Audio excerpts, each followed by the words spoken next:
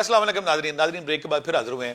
جس طرح میں نے پہلے ہم معرفت روحانیت کے تصوف کے اور اس جو فقر درویشی ہے اس کے مختلف ٹاپکس پہ ہم بات کر رہے ہیں, اور ہمارے مہمان جو ہے وہ الحمدللہ ہماری جو پیاسی روحوں کو سراب کر رہے ہیں.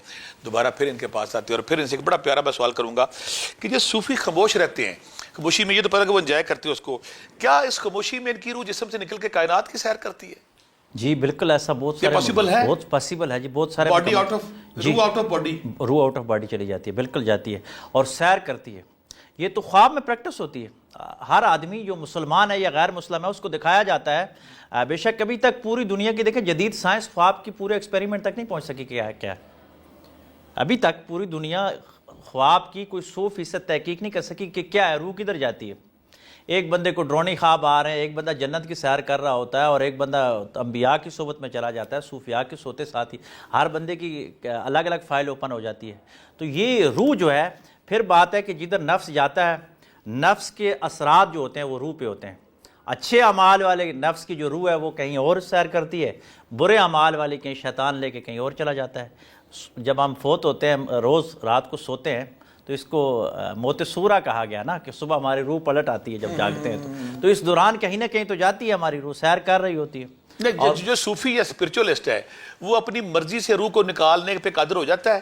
صوفی جی یہ پھر وہی بات ہے کہ جو اللہ تبارک و تعالیٰ کے اتنے قرب میں چلا جاتا ہے کہ راضی برضا ہو جاتا ہے, پھر اللہ تبارک و تعالیٰ اس کو یہ اختیار دے دیتے ہیں, یہ مقام کہ وہ کن کہتا ہے وہ اختیار ہے. جی اب جاگتی آنکھوں سے وہ باختیار ہے, باختیار ہے.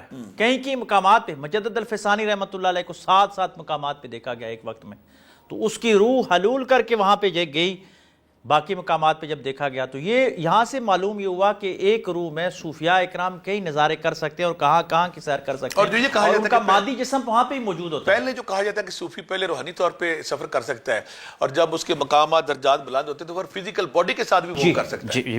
جی یہ صوفی قادر ہوتی ہے. جی اس پہ ایک بات ہے کہ سب سے پہلی بات تو یہ کہ حضور علیہ الصلوۃ والسلام کی جو معراج جسمانی ہے, یہ بات دیکھیں ہر صوفی جو ہوتا ہے حضور علیہ الصلوۃ والسلام کے قدموں کی خاک تلاش کرتا ہے, اس کے قدموں کے نیچے فیض تلاش کرتا ہے, جس کو جو ملے گا حضور وہ رول ماڈل ہمارے. حضور کو اللہ تبارک و تعالیٰ نے اٹھایا. 1,24,000 پیغمبروں میں جو جسمانی معراج ہے وہ میرے اور آپ کے آقا و مولا صلی اللہ علیہ وآلہ وسلم کو ہی.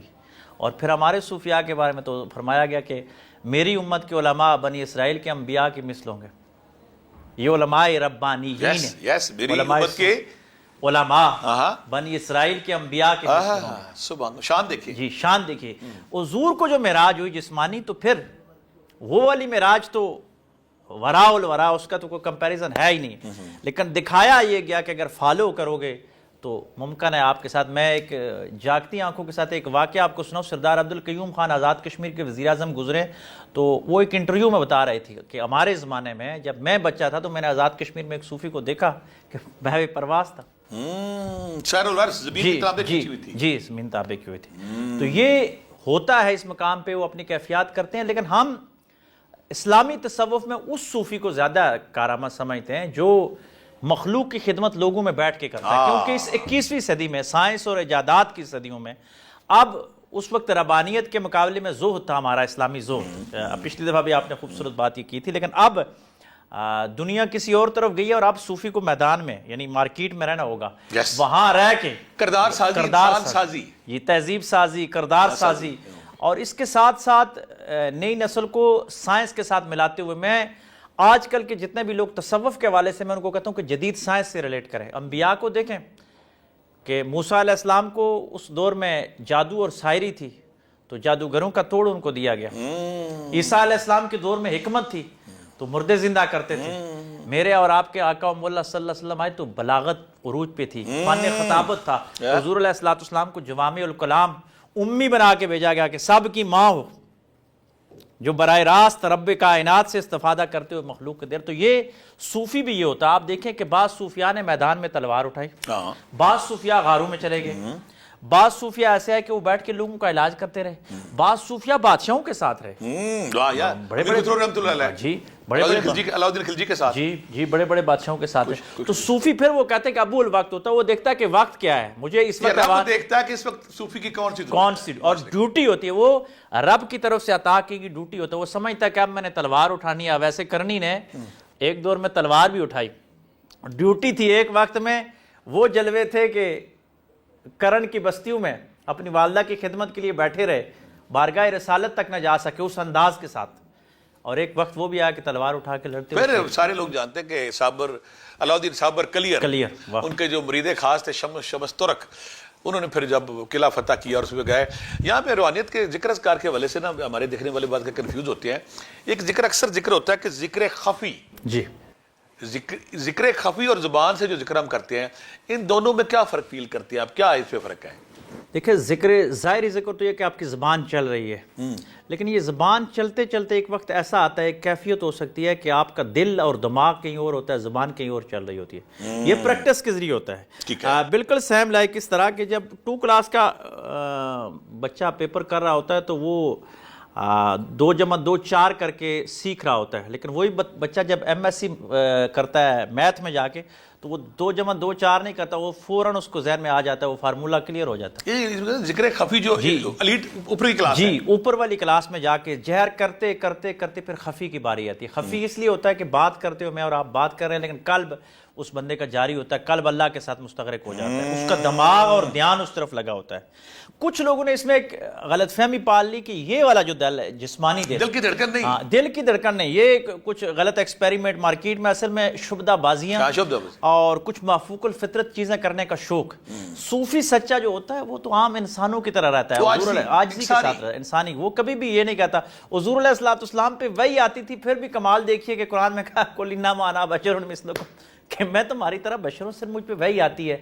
حالانکہ حضور علیہ الصلوۃ والسلام ہماری طرح بشر سردار الانبیاء، لیکن کیا کہا گیا اگلے بندے کو مطمئن کرنے کے لیے. اب یہ دل تو دھڑکتا ہے سب کا، اور صوفی جب بات کرتا ہے تو وہ اس دل کی بات کرتا ہی نہیں. یہ تو ڈاکٹر نکال کے باہر رکھ لیتے ہیں آپریٹ کر کے، جب آج کل مصنوعی ڈاکٹر آ گئے، پیس آ گئے. جی تو یہ والا دل نہیں ہے، وہ اندر قلب جو ہے وہ ایک کیفیت کا نام ہے، انٹچیبل چیز ہے. تصوف یاد رکھیے گا، تصوف کی جتنی چیزیں یہ سافٹ ویئر ہے، یہ ہارڈ ویئر نہیں ہے. موبائل کے ذریعے آسانی سے لوگ سمجھ گئے ہارڈ ویئر ٹچیبل چیزوں پہ شریعت لاگو ہوتی ہے. یہاں میں تصوف کے حوالے سے کاؤنٹر پیٹم اور ایک گورا تھا، میں حیران ہو گیا کہ ہمیں سمجھ نہیں آتی. کاؤنٹر پیٹم اور گورا تھا تو انہیں تصوف کے حوالے سے بڑی پیاری بات کی جو میرے دل کو چھوئی اور آپ کو بھی چھوئے گی. کاؤنٹر پیٹم کہتا ہے کہ تصوف کی بات اس شخص کو نہیں سمجھائی جا سکتی جو اس کیفیت یا محسوسات سے نہیں گزرا. تصوف کی بات اس شخص کو نہیں سمجھائی جا سکتی جو اس کیفیت سے محسوس نہیں گزرا. اس کی مثال ایسے ہے جیسے کسی نے بنفشے کا پھول نہیں سونگا تو وہ کیسے بتائے گا بنفشے کی خوشبو کیسی؟ جی اس کے لیے محسوس کرنا ضروری ہے. ذکر خفی کے ساتھ پھر ایک بڑا ذکر ہوتا ہے علم لدنی. جی علم لدنی، علم لدنی، اس کو ہمارے ناظرین کیسے سمجھیں گے؟ یہ کیا ہوتا ہے؟ یہ ایک خاص علم عطا ہوتا ہے جو روح کا علم ہوتا ہے، اور یہ ٹوٹل باطن کا علم ہے. اس کو سمجھانے کے لیے تو میں حضور علیہ الصلوۃ والسلام نے کمال بات کی، میں سب کو کہتا ہوں کہ اس حدیث پہ عمل کرتے ہو کہ جمعے کو سورۃ الکہف پڑھا کرو، انسان فتنوں سے محفوظ رہتا ہے. کیوں کہا گیا؟ سورۃ الکہف کے مضامین کو دیکھیے گا، سارے کے دجال کے لیے بھی یہ کہا گیا، سارے کے سارے تصوف سے ریلیٹ کرتے ہیں.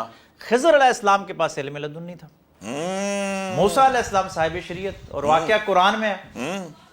کیا کہا گیا؟ جاؤ جہاں مچھلی زندہ ہوگی، جہاں بچہ وہ کشتی میں جی پھر دیوار کے پاس جائے بچے کو کریں گے، پھر دیوار کو ٹھیک کریں گے اور کشتی کو سراغ کریں گے. کشتی کو سراغ.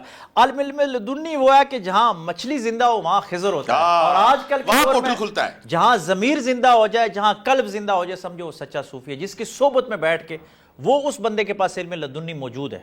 کہ موسیٰ علیہ السلام نے بھی تو اپنے خادم کو کہا کہ مچھلی رکھنا، وہ مچھلی جو ہے وہ وہاں زندہ ہو کے جا کے دریا میں چلے گی. مچھلی کو مسالہ لگا ہوا تھا، جی مسالے لگے ہوئے تھے. تو یہ ایک اس کی تشریح آ گئی کہ جہاں زندگی ملتی ہے وہ علم لدنی والا آدمی ہوتا ہے.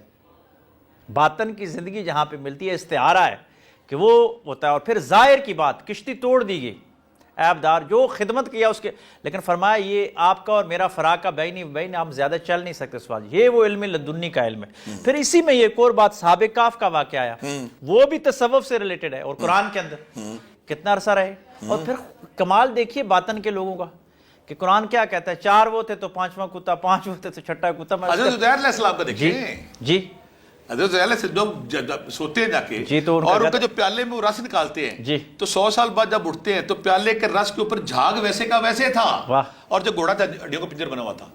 ایک ہی ٹائم پہ اللہ نے گھوڑے پہ وقت گزار دیا، جی، پیالے پہ ٹھہرا دیا۔ اللہ اپنی جب کرشمہ سازی پہ آتا ہے اللہ کہتا ہے میں ہوں۔ جی، علم لدنی جو ہے یہ خاص کیٹیگری کے بعد حاصل ہوتا ہے یا اللہ تعالیٰ کسی کو ویسے بھی اس میں دو طرح کے ہیں جی، وابی بھی ہوتا ہے اور کسبی بھی ہوتا ہے۔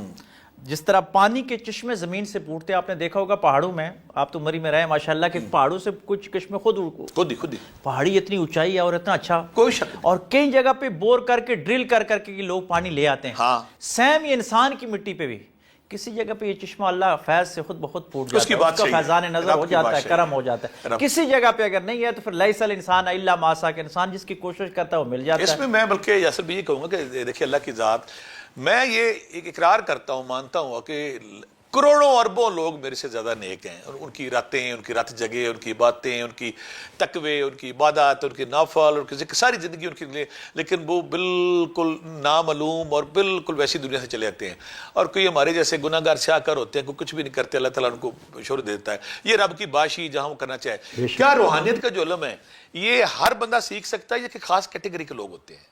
دیکھیں جی، کسی کا وہ شعر ہے بڑا مشہور کہ محبت کے لیے کچھ دل مخصوص ہوا کرتے ہیں، یہ وہ نغمہ جو ہر ساز پہ گایا نہیں جاتا۔ تو سیکھنے پہ پابندی تو نہیں ہے، جس کا روح ہے، جو روح رکھتا ہے وہ روحانیت کا علم سیکھ سکتا ہے۔ لیکن یہ مفتی احمد یار خان نعیمی صاحب نے غالباً کہا تھا کہ حکم ہوا ہے کہ کوئی آنا نہ پائے، جو آ جائے پھر جانا نہ پائے۔ یہ راستہ چنیدہ لوگوں کا ہے جو فضلی ہوتے ہیں، کسب سے لیں یا باب سے لیں، جن کے اندر کھوج، لیکن ہوتے یہ فضلی لوگ ہیں، یہ چنیدہ لوگ ہوتے ہیں۔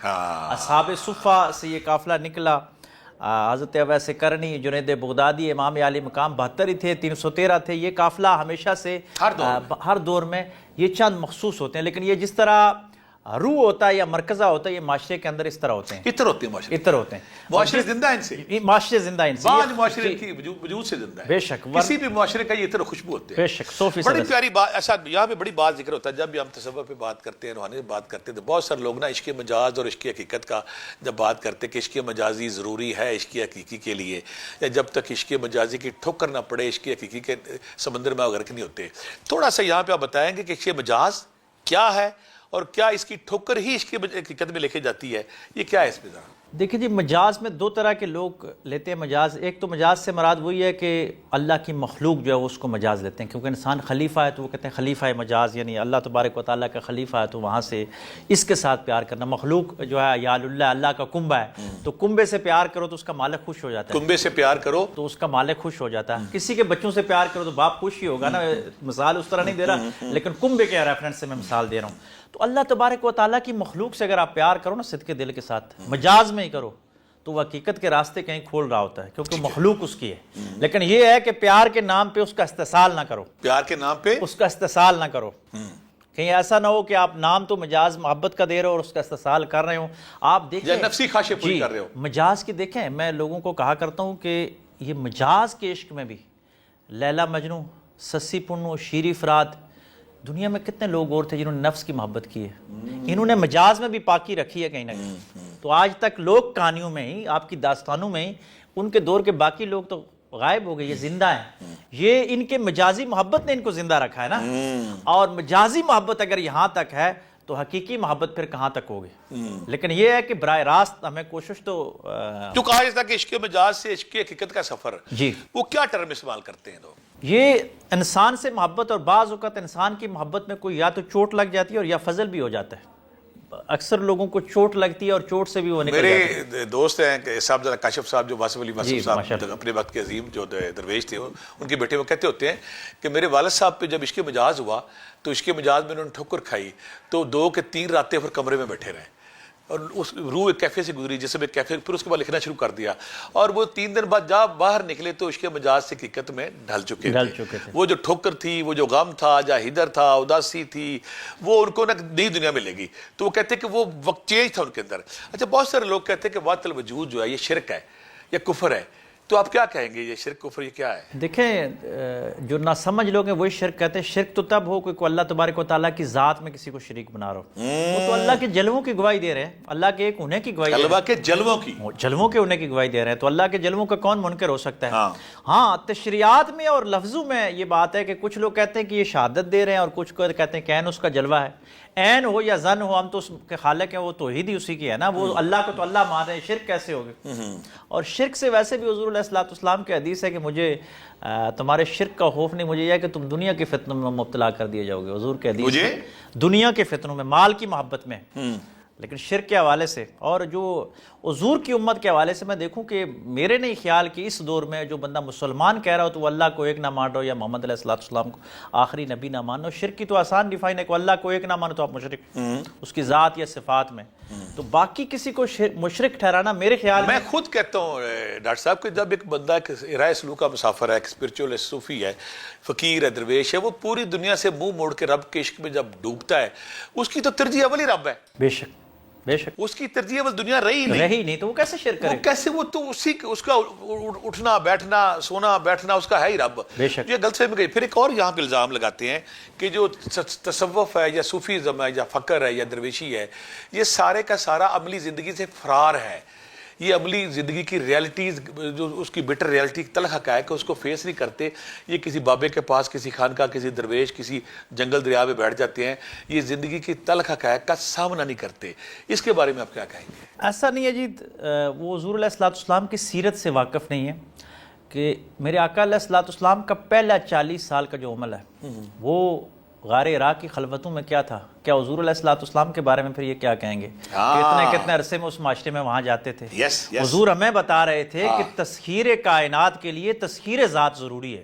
صوفی ان جگہوں پہ جا کے تسخیر ذات کرتا ہے، واپس وہ تسخیر جی اور واپس وہ تسخیر کائنات کی طرف ہی آتا ہے. ایسا ہو ہی نہیں سکتا کہ صوفی زمانے سے کٹ جائے.